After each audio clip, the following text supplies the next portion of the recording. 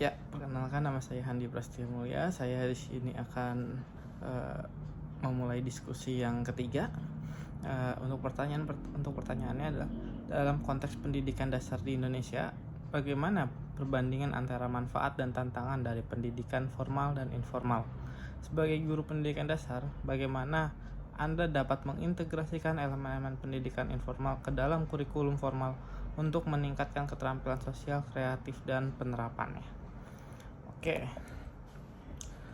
Untuk perbandingan antara manfaat dan tantangan, manfaat pendidikan formal, struktur yang jelas. Pendidikan formal memiliki kurikulum yang terstandarisasi, memudahkan siswa untuk mengikuti perkembangan akademis.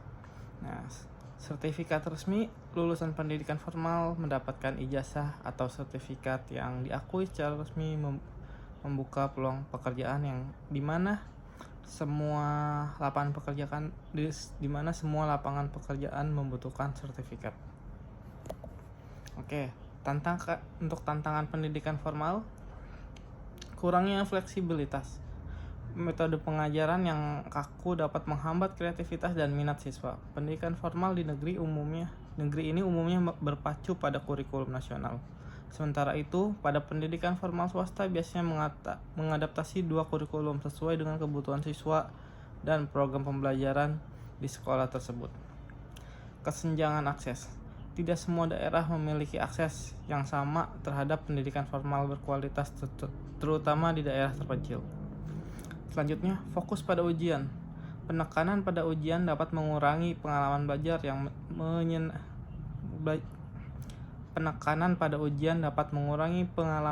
yang menyenangkan dan bermakna. Selanjutnya, manfaat dan tantangan pendidikan informal.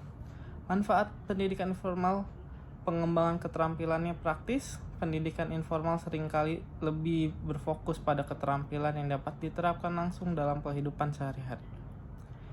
Fleksibilitas pembelajaran dapat dilakukan kapan saja, di mana saja sesuai dengan kebutuhan individu.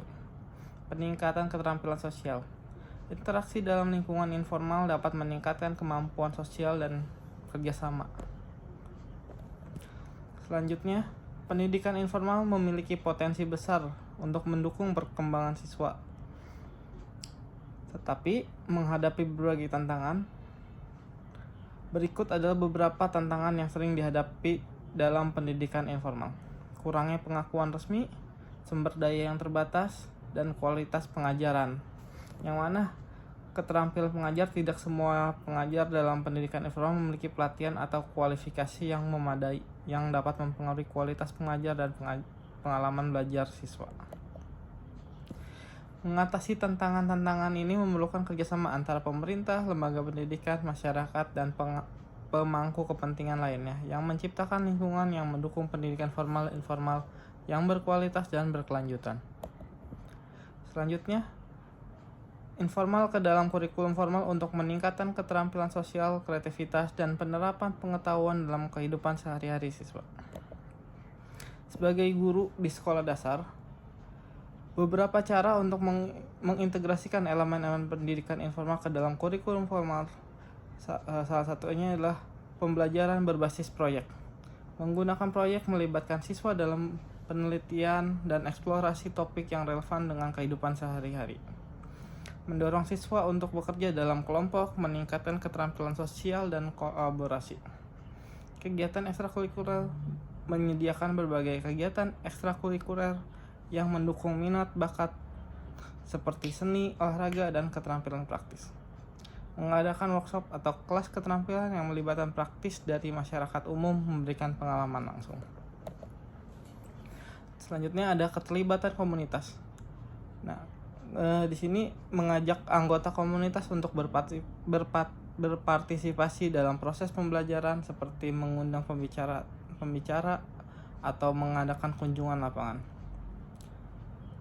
Dan selanjutnya adalah mendorong siswa untuk terlibat dalam proyek pelayanan masyarakat yang menghubungkan pembelajaran dengan konteks nyata. Penggunaan teknologi. Memanfaatkan platform digital untuk pembelajaran informal seperti kursus online atau forum diskusi yang dapat diakses siswa di luar jam sekolah. Contohnya menggunakan media sosial untuk berbagai pengetahuan dan pengalaman, serta membangun jaringan belajar di antara siswa. Nah, di sini mengintegrasikan elemen-elemen pendidikan informal ke dalam kurikulum formal dapat meningkatkan keterampilan sosial, kreativitas, dan penerapan pengetahuan siswa dalam kehidupan sehari-hari. Dengan pendekatan yang lebih fleksibel dan relevan, siswa akan lebih termotivasi dan siap menghadapi tantangan di dunia nyata. Selanjutnya ada cara mengatasi tantangan berkenaan dengan kesenjangan akses terhadap pendidikan formal. Mengatasi tantangan senjangan akses pendidikan formal di sekolah dasar di Indonesia memerlukan pendekatan yang komprehensif.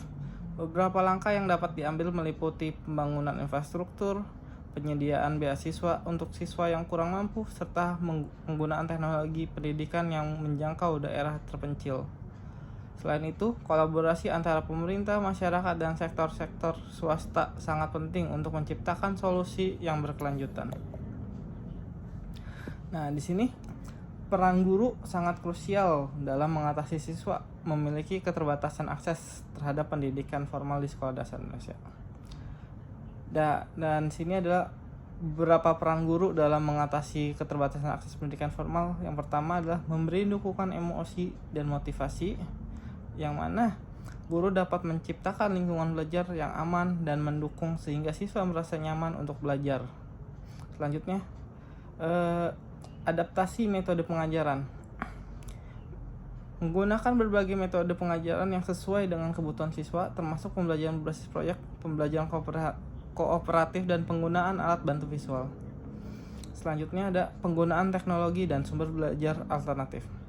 Contohnya e-learning dan sumber daya digital memanfaatkan teknologi menyediakan materi-materi pembelajaran yang dapat diakses oleh siswa di rumah, terutama bagi mereka yang tidak dapat hadir di sekolah.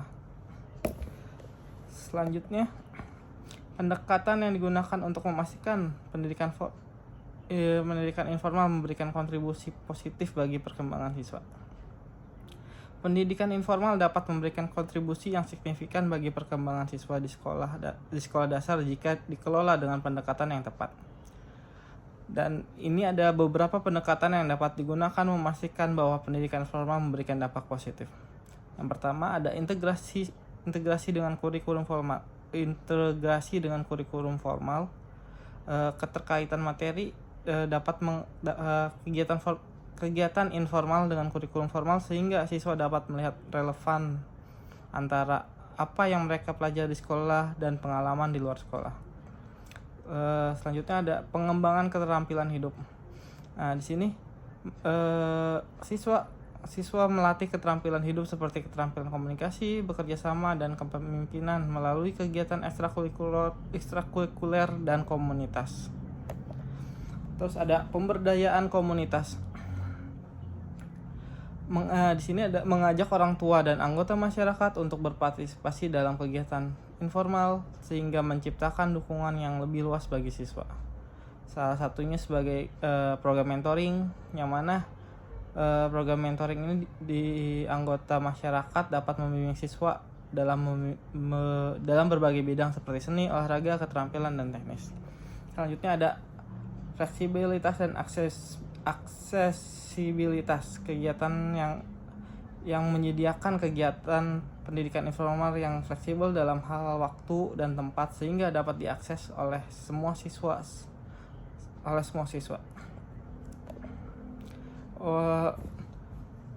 Untuk diskusi 3 cukup dari saya. Sekian dan terima kasih.